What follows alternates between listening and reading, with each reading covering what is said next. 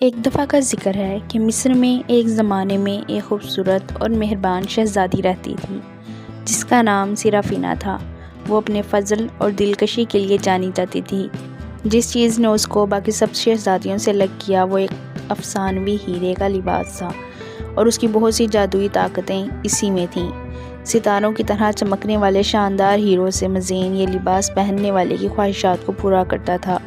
Serafina کی شہرت ارد گرد کے ممالک کے بہت سے شہزادوں کے کانوں تک پہنچی تھی۔